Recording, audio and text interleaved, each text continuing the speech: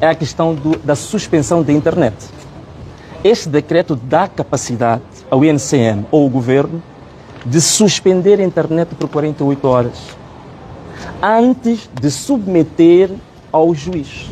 Portanto, isto é uma usurpação gravíssima de poderes, é uma violação do princípio de separação de poderes. Porque qualquer direito tem que ser suspenso. Primeiro, o detentor da ação penal, que é o Ministério Público, é que deteta, e o tribunal é que tem a capacidade ou a competência de suspender. Quando o INCM deteta, suspende por 48 horas, significa estar a assumir para o governo um poder absoluto. Portanto, o governo passa a ser legislador, é executor e é tribunal ao mesmo tempo. Então nós achamos que devíamos fazer alguma coisa por isso, daí que lideramos esta iniciativa, que, diga-se a verdade, é a primeira iniciativa em toda a história política do país, liderada por um partido político, que envolve a declaração de inconstitucionalidade de uma lei, de uma norma, com base nas assinaturas. Portanto, nós conseguimos, temos aqui, ou que nos submetemos hoje, são 3.682 assinaturas. O que era necessário era apenas 2.000 assinaturas. Portanto, temos 1.862 assinaturas acima daquilo que a própria lei preconiza. Mas para entrar um pouco em detalhes, para não falar na generalidade, deixa-me só resumir quais são esses artigos que nós estamos a referir. Primeiro, que violam a Constituição e violam várias outras leis. Então, deixa-me aqui só resumir. Para a linha G do artigo 5 deste mesmo decreto, ele permite acesso administrativo a dados privados de cidadãos sem uma intervenção judicial prévia. Portanto, isto é declaradamente violação da própria lei de telecomunicações, violação do Código Civil e violação da Constituição da República. A linha K do artigo 5 deste mesmo decreto autoriza verificações sem consentimento dos dados privados dos cidadãos. Portanto, isto realmente é uma violação de direitos fundamentais. O artigo número 6 tem o número 3, que tem dois conceitos interessantes. É um conceito que chama-se de Call Detail Record, ou CDR, e tem outro conceito em inglês que é Internet Protocol Detail Record. Mas estes dois conceitos, eles, em linhas gerais e simples, permitem ao governo fazer uma monitorização massiva e generalizada dos dados dos cidadãos. Que isso é totalmente contrário à lei. Porque se há alguma monitorização que tem que ser feita, é pontual e mediante a autorização do juiz. Não se pode controlar dados de uma forma genérica de todo o povo moçambicano. Isto é contra a lei, isto é fora de um Estado moderno. O número 3 do artigo 10 deste decreto também viola o artigo 235 da Constituição da República, porque ele usurpa competências que são do Ministério Público. Portanto, neste artigo, o que o INCM vai fazer, na verdade, quem devia fazer é a PGR, não o INCM. O número 4 do artigo 10, este é o mais conhecido, que é a suspensão de serviços de telecomunicações ou a suspensão da internet, como muita gente diz. Portanto, isto é um dos erros mais graves, porque a própria lei de telecomunicações não tem nenhum artigo que permita suspender a internet. Então, o regulamento da lei não pode ir para além dos limites da própria lei. A única coisa que a lei das telecomunicações fala é a suspensão de licenças de provedores autorizados, podem ter as suas licenças suspensas, mas não a suspensão de internet massiva dos cidadãos. Portanto, estes eram alguns exemplos, só para não... temos aqui vários, não queria aqui estender-me bastante, mas em termos resumidos é isso. Nós temos duas situações diferentes, portanto, é a ilegalidade e a inconstitucionalidade desta lei que estamos a pedir a verificação do Conselho Constitucional. Só para terminar, uma das questões fundamentais que nos leva aqui não é só por causa da internet. É porque nós estamos a sentir que os fundamentos de um verdadeiro Estado de Direito democrático estão em perigo. E esta lei é mais um acréscimo naquilo que é o ataque aos pilares, aos fundamentos ou à fundação de um Estado de Direito democrático. Daí que nós achamos por bem colocar esta questão, porque temos que salvaguardar aquilo que são direitos já adquiridos. Temos que salvaguardar aquilo que são direitos fundamentais que a própria Constituição já os preconiza. Então, esta casa é a casa ideal para poder, digamos assim, zelar por isso, e acreditamos, a nossa expectativa é que o Conselho Constitucional decrete inconstitucional e ilegal este decreto 48/2025, de 16 de dezembro, que regula o tráfego das telecomunicações. Este é que é o nosso desejo dos 3.682 subscritores desta petição que entrou aqui hoje. Mas só para terminar, gostava de partilhar convosco também um outro aspecto. Nós submetemos no dia 30 de janeiro, a partir do secretário-geral do Anamola, no provedor de justiça, um pedido também de inconstitucionalidade do PSOE, portanto, o Plano Social e Orçamento do Estado de 2026, pelas razões que já explicamos várias vezes. E, infelizmente, e aqui está o documento, portanto, este é o documento que deu entrada no provedor de justiça no dia 30 de janeiro de 2026, mais ou menos há um mês. Portanto, este era o pedido de apreciação da inconstitucionalidade do PSOE. Infelizmente, quase um mês passado, o provedor não teve a mesma, digamos, celeridade que há pouco tempo nós sabemos que houve uma organização, não temos nada contra essa organização, até louvamos bastante a fazer um trabalho espetacular, mas submeteu ainda há pouco tempo o pedido para o provedor intervir, o provedor interveio, ele mandou a proposta para aqui para o Conselho Constitucional, a nossa proposta está há quase um mês, ainda está tudo praticamente, digamos, estagnado, não fomos notificados que o provedor o tenha feito. Daí que também queremos aproveitar esta oportunidade e dizer que vamos submeter um pedido de audiência com o próprio provedor e não só, com o Procurador-Geral da República, porque também solicitamos ao Procurador, que era exatamente para servir, digamos assim, de padrinho, entre aspas, para encaminhar esta declaração de inconstitucionalidade para o Conselho Constitucional. Portanto, era isto que nos cabia hoje, partilhar com a nossa imprensa e com os moçambicanos. Muito obrigado. Vereador Emiliano, com a recolha destas assinaturas, acredita ou está otimista numa resposta positiva? Não, estou perfeitamente otimista porque os fundamentos que vêm cá, nós vamos partilhar o documento integral, vamos partilhar o documento dentro de horas, talvez dentro de horas, acho que em 30 minutos podemos partilhar, vamos fazer o scan do documento e partilhar, e os fundamentos que vêm são, para mim, inatacáveis, porque são normas concretas do Código Civil que são violadas, normas fundamentais e cruciais da Constituição da República, e ainda como se não bastasse, normas da própria lei que este decreto visa regulamentar. Portanto, há, digamos assim, as incongruências e as violações gravíssimas são, para mim, demasiado evidentes que estamos, porque somos 3.662 pessoas, que nós temos, neste momento, fé bastante de que o Conselho Constitucional vai decidir em defesa da Constituição, em defesa dos direitos particulares dos cidadãos, em defesa dos direitos fundamentais já adquiridos e consolidados na própria Carta Magna. Na manhã de hoje iniciou o julgamento dos homens do Anamola detidos em Chinabamba. Quero deixar algum comentário? Bom, eu acompanhei a sua chegada, portanto, da nossa delegação, da MENINSA, delegação, digamos, da província de Maputo, e também alguns membros da Comissão Executiva Nacional que estiveram lá presentes. Não sei a quantas é que anda o julgamento, mas a questão que se coloca também naquele caso é muito simples. É exatamente a questão da violação de direitos fundamentais e de violações da lei penal. As pessoas foram detidas, primeiro, sem mandato judicial, 2, à noite, 3, nas suas próprias casas. Portanto, e todos estes casos, quando nós fomos até a 4ª Esquadra da Liberdade, nem sequer havia processo sobre as pessoas que tinham sido detidas que estavam lá. Portanto, significa que violou-se aqui também uma questão fundamental da lei penal que diz que qualquer pessoa detida deve ser imediatamente informada das razões da sua detenção e do que ela é acusada. Isto é fundamental. E ela também tem que estar disponível, tem que lhe dar o direito de contactar o seu defensor ou então por intermédio de uma pessoa de confiança.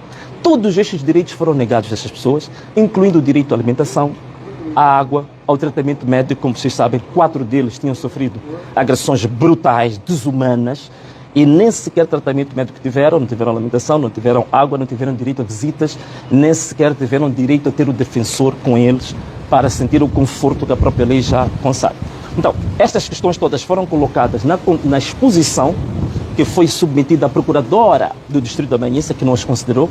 Certamente o juiz, tendo acesso a esta exposição do mandatário judicial da Anamola, acredito que o juiz vai decretar a libertação destas 8 pessoas. Não só a soltura deles, mas também eu penso que estão todas as condições criadas para se abrirem processos criminais, primeiro pelos os membros do Partido Frelimo que estão devidamente identificados em Chinavano, cometeram essas atrocidades, o próprio comandante distrital da polícia, o comandante da 4ª Esquadra, penso eu, de Chinavano.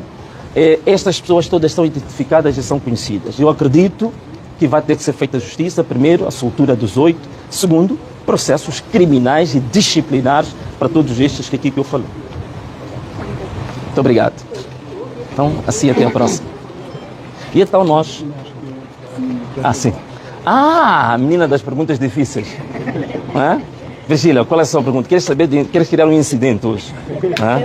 Que já sabia. Já. Não, mas eu vou te explicar. Acho que era essa a tua pergunta, não é? Não, mas eu gostaria por saber em que consiste esta submissão feita ao Conselho Constitucional. Está bem.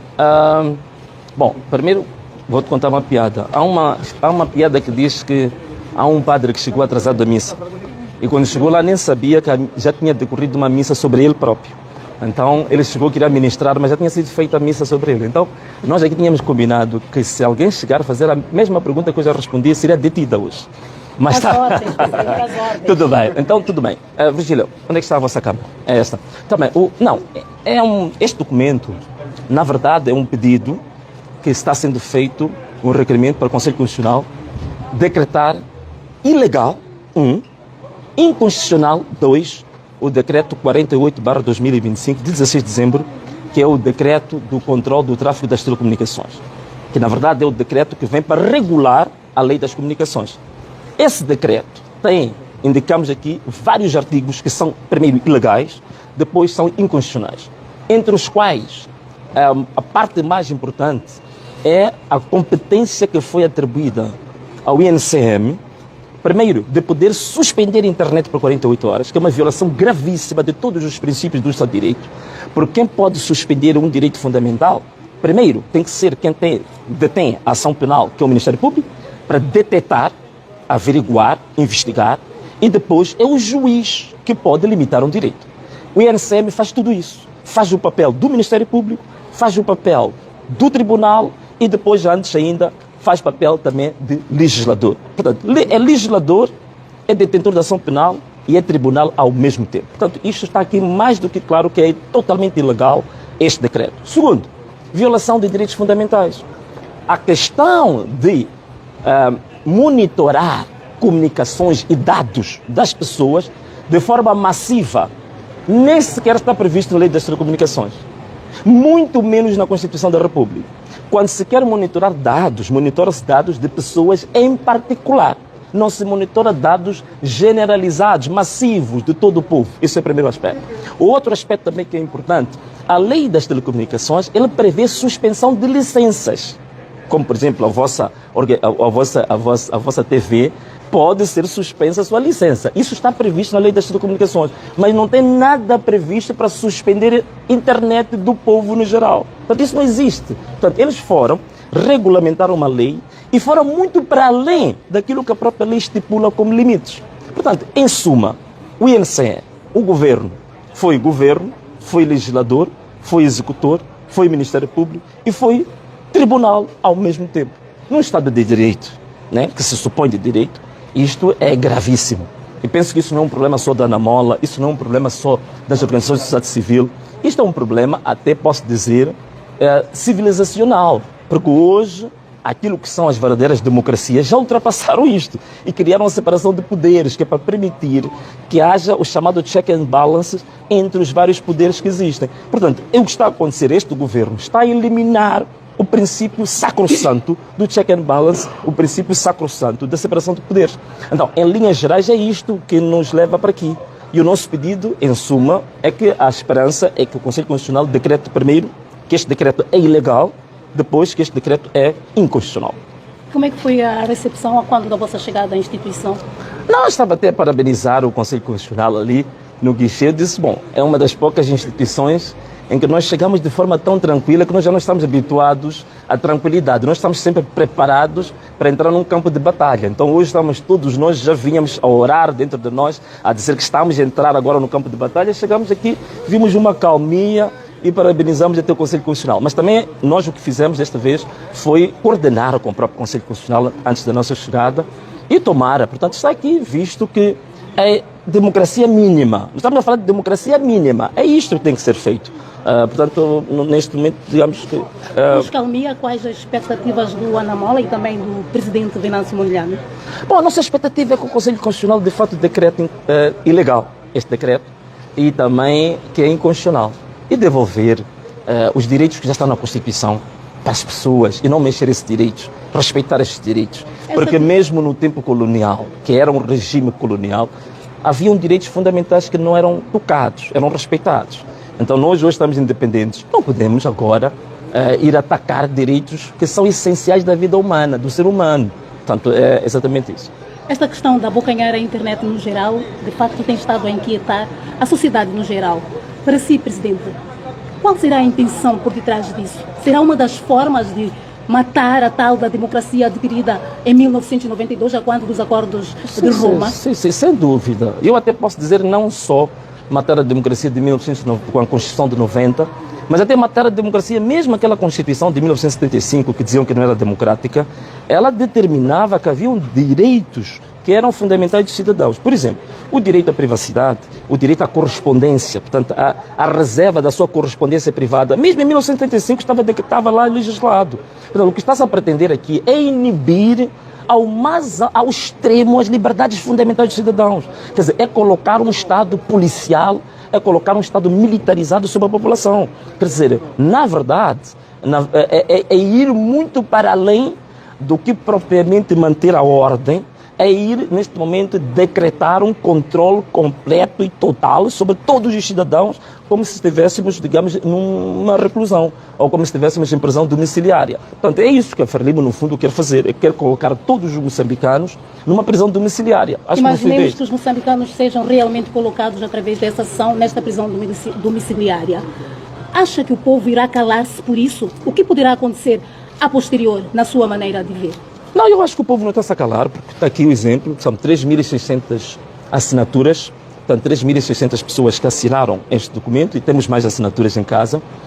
Temos o caso, posso falar aqui, não há problema nenhum, o CDD, que também fez um bom exemplo, que submeteu também um pedido de inconstitucionalidade deste decreto. Claro que ele foi via provedor de justiça, nós fomos pela via mais democrática, que é o primeiro exemplo em Moçambique, diga-se a verdade, é o primeiro exemplo de um partido político que promove um requerimento para decretar inconstitucional uma norma por via das assinaturas, que nunca ninguém tinha feito isso. Portanto, um partido que apenas tem 5 meses está a fazer algo que nenhum outro conseguiu fazer em 50 anos. Portanto, eu acho que é o que o povo está fazendo. Portanto, o povo está dando oportunidade às instituições estabelecidas para zelarem por estes mesmos direitos. Então, é esta oportunidade que o povo está a dar e, neste momento, vamos falar até esse nível. Portanto, vamos dar o benefício da dúvida para que estas instituições, de fato, possam ser guardiãs dos direitos dos cidadãos moçambicanos.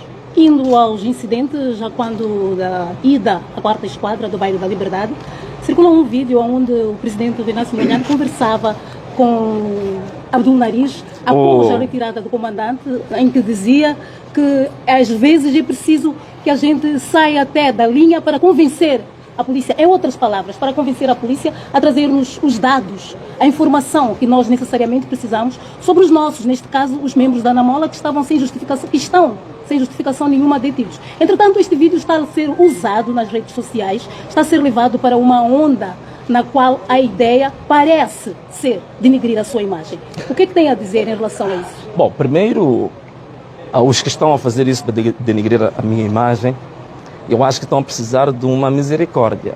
E essa misericórdia por quê? Porque estão a precisar de reforçar um bocadinho o seu vocabulário. E também estão a precisar de algumas lições básicas de direito. Falamos de um incidente e não se falou de um acidente. O incidente é um conceito jurídico que é muito usado nos tribunais. Os advogados de defesa, muitas das vezes antes digamos assim, da sessão, né, começar, colocam situações que resultam num incidente, que é para mudar um pouco o padrão de onde o julgamento vai ocorrer. Portanto, o incidente é para quê? É para mudar padrões. O incidente é para quê? É para forçar que as pessoas que estão fora da linha venham à linha. Portanto, o incidente é isso. Mas se tu quiseres, eu posso dar uma definição de incidente de uma forma um pouco romântica, né? Um pouco em forma de uma pequena história.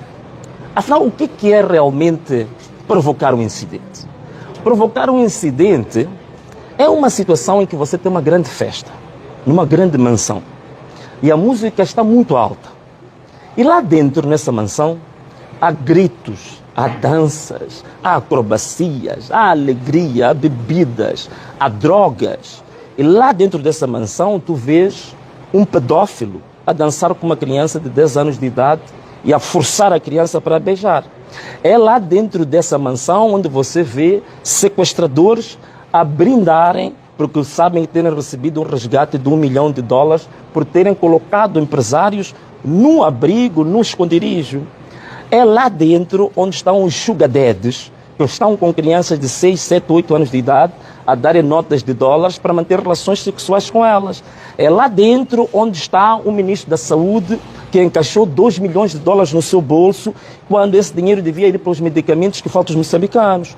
É lá dentro onde está o ministro da Agricultura, todos às gargalhadas, satisfeito, porque não foi mexido, continua no seu lugar, não há nenhum processo, quando ele tentou roubar 130 milhões da população.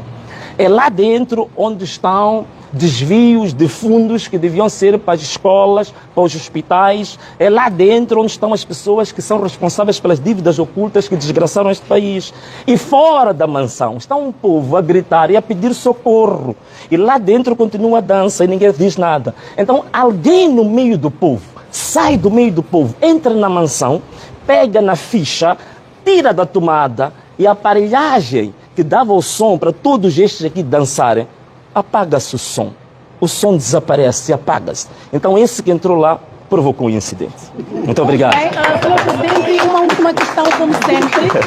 Há um cidadão que tem estado a participar em um debate num órgão de comunicação que esteve a dizer que o partido Anamola é o principal cabecilha da intolerância política no país. Não. O que é que o presidente tem a dizer em relação a isso, sendo que o partido Anamola é ainda um bebê e esta questão da intolerância já é vivida há bastante tempo? Não, eu acho que é o principal cabecilha, digamos assim, para se aniquilar a intolerância política. Portanto, tu sabes de uma coisa, quando tu és um lutador pela verdade e pela justiça, tu tens que pagar um preço muito alto por isso. E muitas vezes o preço é a perseguição, o preço é a calúnia. O preço é a difamação. Então, a Anamola está a pagar o preço, neste momento, de ter assumido carregar a cruz, de lutar pela justiça, pela verdade, até as últimas consequências. Então, tudo o resto é corolário desta luta que nós assumimos para nós, este propósito da nossa vida, de lutar para este povo, lutar pela verdade e lutar pela justiça. Só isso.